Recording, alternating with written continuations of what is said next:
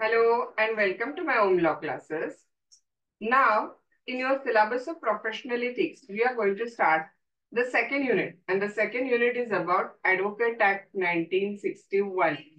Already in the last session, we have discussed the salient features of Advocate Act 1961, and now Advocate Act 1961, we are going to deal with the chapter number 2, which is dealing from section 3 to 15. Okay. मग आता हा chapter number 2 कशाबद्दल आहे सांगा. तर दोन महत्वाच्या organisations बद्दल आहे. कुठल्या दोन महत्वाच्या ऑर्गनायझेशन आहेत? एक आहे बार काउन्सिल ऑफ इंडिया आणि दुसरं आहे स्टेट बार काउन्सिल. इंडियाला इंडिपेंडन्स मिळायच्या आधी स्टेट बार काउन्सिल ब्रिटिशांनी आणलं होतं, पण ऑल इंडिया लेवलवरती एक लॉयरना ऍडव्होकेटना रिप्रेझेंट करणारी ऑर्गन आणलेली नव्हती. स्टेट बार काउन्सिल होतं, पण त्यालाही फारशा पॉवर दिलेल्या नव्हत्या. म्हणून आपली जी ऑल इंडिया बार कमिटीच्या रेकमेंडेशन आल्या 1953 ला, त्या रेकमेंडेशन नुसारच ऍडव्होकेट ऍक्ट 1961 आला. आणि बार कमिटीच्या महत्वाच्या रेकमेंडेशन पैकी एक रेकमेंडेशन होती की आपण अखंड भारतात मिळून ऑल इंडिया बेसिसवर एक बार काउन्सिल आणायला पाहिजे, जे भारतातल्या ऍडव्होकेटना रिप्रेझेंट करणारी ऑर्गनायझेशन असेल. आणि म्हणून bar council of India establish केलं. आणि दुसरं, परत प्रत्येक राज्यामध्ये एक त्या राज्यापुरती मर्यादित ऍडव्होकेटना रिप्रेझेंट करणारी ऑर्गनायझेशन पाहिजे. म्हणून प्रत्येक राज्यासाठी कशाची एस्टॅब्लिशमेंट केली सांगा, तर स्टेट बार काउन्सिलची. मग आपल्याला बार काउन्सिल ऑफ इंडिया जे आहे ते एस्टॅब्लिश केलेलं आहे सेक्शन 4 खाली ऍडव्होकेट ऍक्ट 1961च्या. आणि बार काउन्सिल ऑफ इंडियाच्या ज्या पॉवर आणि फंक्शन दिलेले आहेत, त्या पॉवर आणि फंक्शन काय केलेले आहेत तर सेक्शन 7 ऑफ द ऍक्ट खाली दिलेले आहेत. तसंच स्टेट बार काउन्सिल एस्टॅब्लिश केलेल्या ऍडव्होकेट ऍक्टच्या सेक्शन 3 खाली. So overall bar council of India नेमकं काय आहे, हा त्याच्यामध्ये कोण कोण असतं? Ex officio solicitor general, ex officio attorney general, परत स्टेट बार काउन्सिलचे रिप्रेझेंटेटिव्ह एक्सेट्रा. हा त्याच्यानंतर स्टेट बार काउन्सिल मध्ये कोण असतं, त्याचं कंपोजिशन काय आहे, बार काउन्सिल ऑफ इंडियाचे पॉवर्स अँड फंक्शन्स काय आहेत, स्टेट बार काउन्सिलचे पॉवर्स अँड फंक्शन्स काय आहेत. आणि आणखीन एक महत्वाचा मुद्दा लक्षात घ्या, जर समजा एखाद्या ऍडव्होकेटनी काही प्रोफेशनल मिसकंडक्ट केलं, तर त्याची पहिली जी तक्रार असते ती जाते स्टेट बार काउन्सिल ऑफ इंडियाच्या डिसिप्लिनरी कमिटीकडे. So we are also going to deal with the disciplinary committee of the state bar council. State bar काउन्सिलच्या डिसिप्लिनरी कमिटीने त्या ऍडव्होकेटच्या बाजूने किंवा विरोधी जो काही निर्णय दिलेला असेल, तो जर तुम्हाला मान्य नसेल तर आपण अपील करू शकतो disciplinary committee of the bar council of इंडियाकडे. सो आपल्याला disciplinary committee of the bar council of India पण बघायचं आहे. आणि फक्त एक्स्ट्रा नॉलेज म्हणून समजून घ्या, disciplinary committee of the bar council of इंडियाचं डिसिजन पण तुम्हाला मान्य नसेल तर अपील करता येते सुप्रीम कोर्टामध्ये. Okay. So by the way, आपण हा चॅप्टर 2 डिस्कस करणार आहे, सेक्शन 3 ते 15 डिस्कस करणार आहे. बार काउन्सिल ऑफ इंडिया त्याचं पॉवर फंक्शन कंपोजिशन डिस्कस करणार आहे. स्टेट बार काउन्सिल त्याचं पॉवर फंक्शन कंपोजिशन डिस्कस करणार आहे. बार काउन्सिल ऑफ इंडियाची डिसिप्लिनरी कमिटी डिस्कस करणार आहे. स्टेट बार काउन्सिलची डिसिप्लिनरी कमिटी डिस्कस करणार आहे. Okay. So I'll share the notes with all of you and we will deal with this particular question. Starting with first कोणाला discuss करू, bar council of इंडियाला.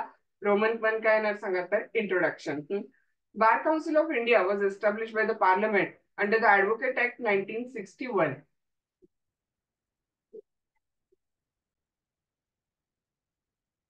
Bar council of India was establish by the parliament. कोण establish केलेलं पार्लिमेंटने? कुठल्या act खाली बघा, advocate act 1961 खाली. कशासाठी तर इंडियन बारला रिप्रेझेंट करण्यासाठी, म्हणजे ऍडव्होकेटना रिप्रेझेंट करण्यासाठी. Bar council of India regulatory functions perform करते. ओके. ऍडव्होकेट वरती कंट्रोल रेग्युलेशन. कसं तर बार काउन्सिल ऑफ इंडियाना ऍडव्होकेटनी कसं बिहेव करायचं त्याचं प्रोफेशनल कंडक्ट अँड एटिकेट सांगितलेले आहेत. ओके. आणि जर ऍडव्होकेटनी कुठलं पण डिसिप्लिन व्हायलेट केलं तर डिसिप्लिनरी ज्युरिस्डिक्शन पण बार काउन्सिल ऑफ इंडियाला दिलेलं आहे. Bar council of India also set standard for legal education and grant the recognition to the universities whose degree in law will serve as a qualification for enrollment as an advocate. Bar council of India काय करते सांगा तर legal एज्युकेशनचे standard set करते. Now there are many important functions which bar council perform. आता बघा, section 4 खाली bar council of India establish झालेला आहे आणि सेक्शन 7 खाली बार काउन्सिल ऑफ इंडियाचे फंक्शन दिलेले आहेत. One by one we will discuss. Roman 2 करायचा. Bar council of India general repeat material. Bar council of इंडियाला ऍडव्होकेट 1961 खाली एस्टॅब्लिश केलेला आहे. नंबर 1 मुद्दा बघा त्यातला आता small. Organisation, composition, term of the bar council of India. Bar council of India मध्ये किती मेंबर असतात, त्याचं कंपोजिशन कसं आहे, everything we are going to see. Okay. त्यात काय केलं बघा इथं आता स्मॉल रोमन 1 करून टाकायचं. ऑर्गनायझेशन. ऑर्गनायझेशन हा मुद्दा दिला पहिला. Advocate Act prescribe there shall be a Bar council of India for the territories to which this act extend known as a Bar council of India. अखंड भारतासाठी जिथं हा ऍडव्होकेट ऍक्ट अप्लिकेबल आहे तिथे सगळीकडे मिळून एक बार काउन्सिल असेल ज्याचं नाव असेल बार काउन्सिल ऑफ इंडिया. ज्याच्यामध्ये कोण कोण असेल बघा. Attorney general of India ex officio असतील. नंतर सॉलिसिटर जनरल ऑफ इंडिया पण एक्स ऑफिशियो असतील. आणि नंतर members elected by each state bar council from among its member. एक मेंबर प्रत्येक स्टेट बार काउन्सिलचा प्रतिनिधी म्हणून बार काउन्सिल ऑफ इंडिया मध्ये येतो तिथं. ओके. एक्स ऑफिशियो म्हणजे लक्षात येतं तुम्हाला माहित आहे आता ती व्यक्ती त्या पदावर आहे म्हणून त्यांना जेव्हा बार काउन्सिल ऑफ इंडिया मध्ये घेतलं जातात तेव्हा त्याला एक्स ऑफिशियो म्हणतात. अटॉर्नी जनरल ऑफ इंडिया जे आता आहेत ते तिकडे अटॉर्नी जनरल ऑफ इंडिया पण आहे आणि इकडे त्यांना बार काउन्सिल मध्ये मेंबर म्हणून पण घेतलं जाईल. ओके. बी पॉइंट करायचा composition. No person shall be eligible to be elected as a member of the Bar Council unless he possesses the required qualification. Okay. Bar Council of India मध्ये कोण असेल सांगा तर it will have one chairman आणि another vice chairman elected by the council in such a manner as may be prescribed. एक chairman असेल, एक vice chairman असेल. ओके. नंतर बघा person holding an office of the chairman और vice chairman of the bar council of India before commencement of advocate act 1977 shall on such a commencement cease to hold as the chairman or vice chairman as the case may be. बघा 1977 ला एक important काय झाली सांगा तर amendment झाली. त्याच्या आधी जो कोणी चेअरमन किंवा व्हाईस चेअर करा तो लक्षात येतं तुमच्या person holding an office as a chairman और vice chairman of the bar council of India. कधीच सांगा तर ऍडव्होकेट ऍक्ट अमेंडमेंट जी झाली 1977 ची त्याच्या आधीचे जे चेअरमन आणि व्हाईस चेअरमन असतील की नाही ते काय होतील सांगा तर अमेंडमेंट झाल्या ती पोस्ट त्यांची सीज होईल. पण जोपर्यंत नवीन व्यक्ती त्या पदावर येत नाही तोपर्यंत मात्र त्यांना कंटिन्यू राहावं लागेल तिथं. However, he shall continue to perform the duties of his office until the elected chairman or vice chairman assume the charge of the office. Okay. आता ह्यांचा कालखंड किती असतो बघा. स्मॉल रोमन 3 करायचं. Term of office. Term of office of the bar council of India elected by the state bar council शाल बघा किती असणार आहे तिथं. Number 1 in case of the member of the state bar council who hold the office ex officio be 2 year. जे member ex officio office hold करतात की नाही त्यांचं पोस्ट किती वर्षासाठी असेल 2 वर्ष. From the date of his election और till he ceases to be the member of the state bar council whichever is earlier.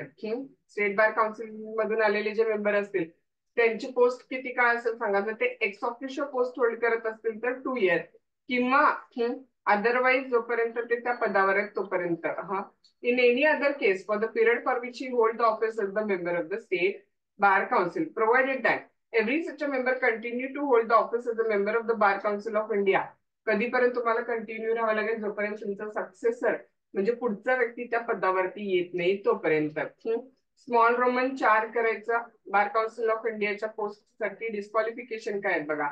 Advocate Act prescribes elected member of the bar council shall deem to vacate his office if he declared by the bar council of which he is a member to have been absent without sufficient reason from 3 consecutive meeting of the council, or if his name for any other cause removed from the role of the advocate, or if he is otherwise disqualified. लक्षात घ्या.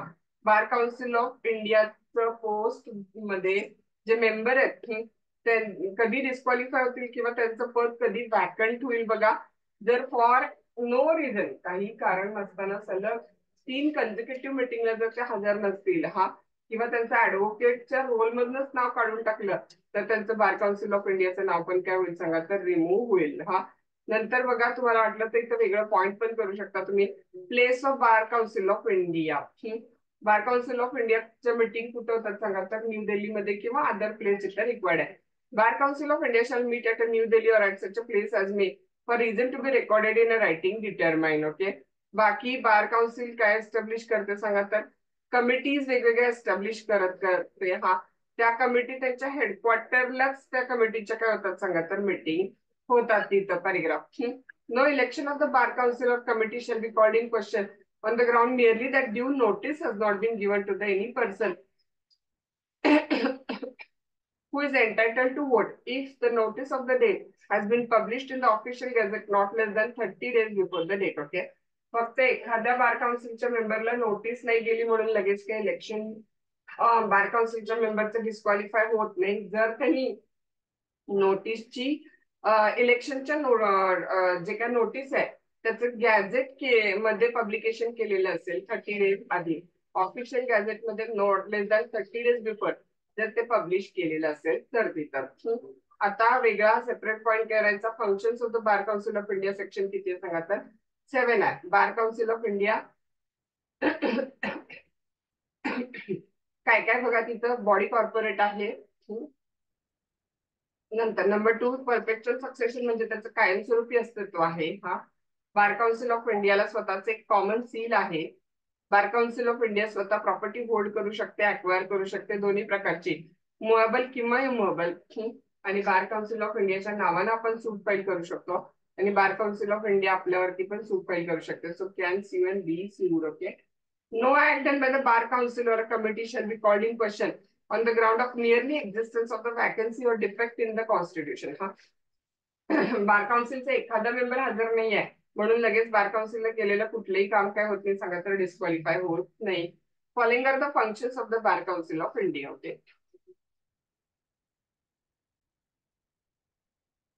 Number 1 बघा, to lay down the standard of professional etiquette for advocate. ऍडव्होकेटनी कसं वागायचं त्याचं standard of etiquette bar council सांगते. Number 2, to lay down the procedure to be followed by the disciplinary committee of the bar council or disciplinary committee of the state bar council. हा, ऍडव्होकेटनी misconduct केलं तर bar काउन्सिलची disciplinary committee कुठली procedure follow करेल ते bar council of India सांगते. To safeguard the rights, privileges and interest of advocate. ऍडव्होकेटच्या हक्कांचे संरक्षण. To promote and support the law reform. वेळोवेळी कायद्यामध्ये बदल सजेस्ट करणं, प्रमोट करणं. हा, नंतर बघा, to deal with and dispose of any matter arising under the act may be refer to it by State bar Council. कुठलेही मॅटर जे त्यांना स्टेट बार काउन्सिल रेफर करेल त्याच्याशी डील करणार. Then to exercise the general supervision and control over the state bar council. State bar काउन्सिलवर supervision control ठेवणं. Then next one बघा, legal education promote करणं आणि lay down the standard for the education in consultation with the universities in the India. Okay. युनिव्हर्सिटीशी चर्चा करून legal standard of the education ठरवणं. त्याच्यानंतर बघा, लॉ युनिव्हर्सिटी जे काही लॉ कॉलेजेस आहेत त्यांना रेकॉग्निशन देणं. Okay. To recognise the universities whose degree in law shall be qualification for enrolment as an advocate. Okay. आणि त्या पर्पज साठी जाऊन इन्स्पेक्शन वगैरे करणार. For that purpose visit and inspect the universities because the state bar council to visit and inspect the universities in accordance with the direction given. हा, state bar council पण bar council of इंडियाच्या direction नुसारच ते मग visit करत असते.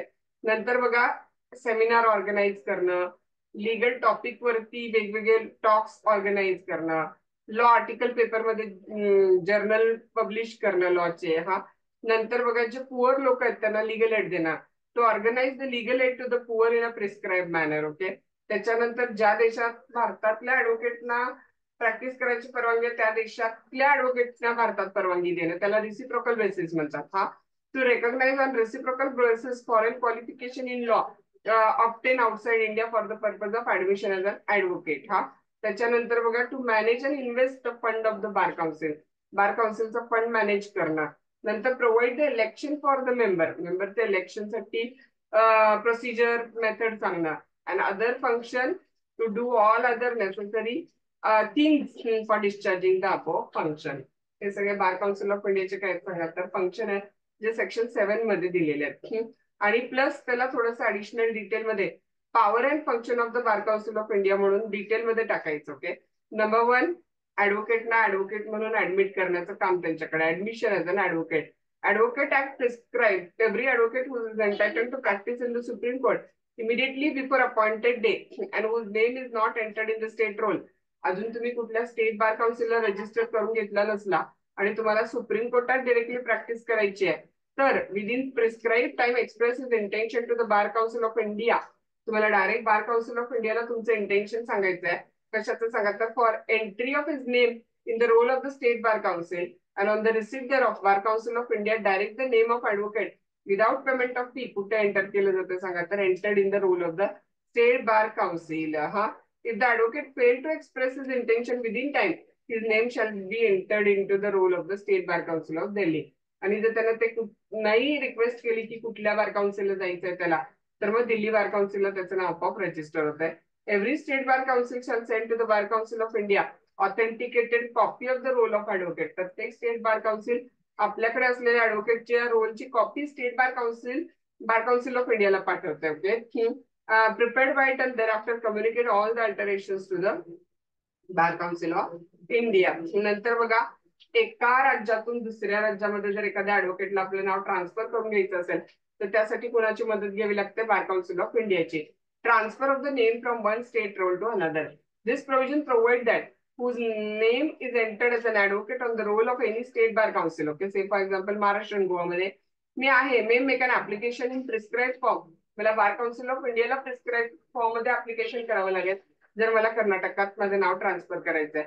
For transfer of his name from the roll of the state bar council to the roll of the other State Council and on the receipt of application Bar council of India may so direct without payment of any fee. मग fee वगैरे न घेता ह्या राज्यातून त्या राज्यात त्याचं नाव transfer केलं जाते. ओके, तिसरा मुद्दा बघा, appointment of the committees and the staff member. Bar council of India can appoint disciplinary committee appoint करते, लीगल एड कमिटी अपॉइंट करते, executive committee, legal education committee, अशा वेगवेगळ्या committee Bar council of India बनवत असते.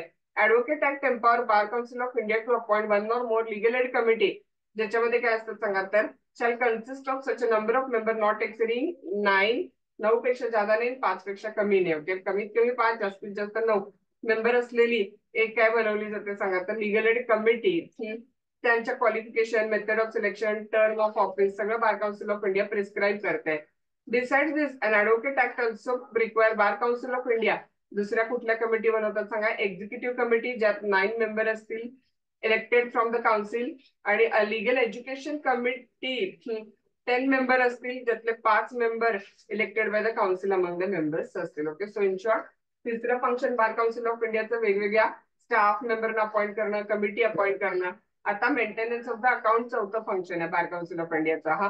Bar council of India shall cause to be maintain the book of account and account shall be audited by the auditor duly qualified to act as an auditor of the company under Companies Act 1956. आता Companies Act 2013 करायचे. तर bar council of India चे books of account audit करण्यासाठी एक proper auditor appoint होतो. Bar council of India shall send a copy of account together with the copy of a report of auditor of the to central government. त्या copy of audit रिपोर्टची जी काही प्रत आहे ती सेंट्रल गव्हर्नमेंटला bar council of India पाठवते. Even ते गॅझेटमध्ये पब्लिश करून घेतलं जाते. Okay, rule making power. Bar council of India may make a rule. कशा कशाचे रूल बनवेल बार काउन्सिल ऑफ इंडिया बघा, election of the member, election of chairman, vice chairman. जर पद रिक्त झालं त्याला वॅकन्सी म्हणतात, तर कशी भरायची, filling of vacancy, appointment of the auditor, constitution and function of the committees सगळं. It may also make a rule regarding कशाच्या गंगा, qualification of member, determination of the seniority, standard of professional conduct etcetera. 6वा मुद्दा बघा, power to punish for professional other misconduct. जर कुणी wrong केलं ऍडव्होकेटनं, तर प्रोफेशनल मिसकंडक्ट साठी पनिश करायचा अधिकार कुणाला, बार काउन्सिल ऑफ इंडियाला. When on the receipt of complaint or otherwise, Bar Council of India has a reason to believe any advocate whose name is not entered on the state roll has been guilty of professional misconduct. तर state role वर नाही येतो पण advocate आहे, त्याने professional misconduct केलं, तर it shall refer the case for the disposal कुणाकडे पाठवले जाते, लगेच डिसिप्लिनरी कमिटीकडे. अपेलेंट पॉवर बघा, स्टेट बार काउन्सिलच्या स्टेट बार काउन्सिलची जी डिसिप्लिनरी कमिटी आहे त्यांचा निर्णय तुम्हाला मान्य नसेल तर तुम्ही अपील करू शकता बार काउन्सिल ऑफ इंडियाच्या डिसिप्लिनरी कमिटीकडे. Any person aggrieved by order of the disciplinary committee of the state bar council made under section 35 of the advocate general of the state may within 60 days of the date of the communication of order, state bar council च्या disciplinary committee ने निर्णय दिल्यापासून 60 दिवसात तुम्ही bar council of इंडियाच्या disciplinary कमिटीकडे appeal करू शकता. Prefer and appeal to the bar council of India. आता अदर पॉवर अँड फंक्शन्स काय बघा, बार काउन्सिल ऑफ इंडियाचे नंबर 1, बार काउन्सिल ऑफ इंडियाला सॅटिस्फाय झालं की state bar council is in need of the fund for performance of function, तर त्यांना financial assistance bar council of India देते. Number 2 बघा, where any country specified by central government in the official gazette prevent Indian citizen from practising law, then subject to the rules of that country shall not be entitled to practice the law in India. Reciprocal basis मग सांगितलं ना, त्या देशात आपल्या भारतातल्या ऍडव्होकेटला practice नाही करतात तर त्यांच्या ऍडव्होकेट लॉयरला आपल्याकडे पण प्रॅक्टिस करता येणार नाही. Number 3, bar council of India record मागवू शकते स्टेट बार काउन्सिल कडून. May call for a record of proceeding which is dispose of by the state bar council or its committee. Okay, आणि ज्यात अपील नव्हती and where on no appeal lies for satisfying itself as to the legality. Okay, then बघा, bar council of India किंवा त्याच्या committee, disciplinary committee स्वतः सुद्धा action घेऊ शकतात. May on its own motion म्हणजे स्वतः और otherwise review its own order किंवा स्वतःची ऑर्डर रिव्ह्यू करू शकतात विदिन 60 डेज. देन बघा, advocate act empower the bar council to give the direction to state bar council और कमिटी. स्टेट बार काउन्सिलला, स्टेट बार काउन्सिलच्या कमिटीज ना काय करू शकेल ते तर डायरेक्शन देऊ शकतात. ओके, आणि लास्ट पॉइंट बघा 6, नो सूट और legal proceeding shall Lai against any bar council or committee or a member of the council for any act done in a good faith in pursuance of the provision of the act. Act under state bar council of India त्यांच्या मेंबरनी, त्यांच्या कमिटीनं कुठल्याही good faith मध्ये act केलेलं असेल त्याच्यासाठी त्यांना liable धरलं जाणार नाही. ओके, सो अकॉर्डिंगली ते आपला question number 1 from bar council end होतोय. आपण बार काउन्सिल ऑफ इंडिया कोण आहे, कशी अपॉइंटमेंट होते, ऑर्गनायझेशन, पॉवर, फंक्शन काय केलेले आहेत सांगा, तर आपण डिस्कस केलेले आहेत. इथपर्यंत लक्षात आलं का बघा. नेक्स्ट क्वेश्चन आपण स्टेट बार काउन्सिल चालू करूया.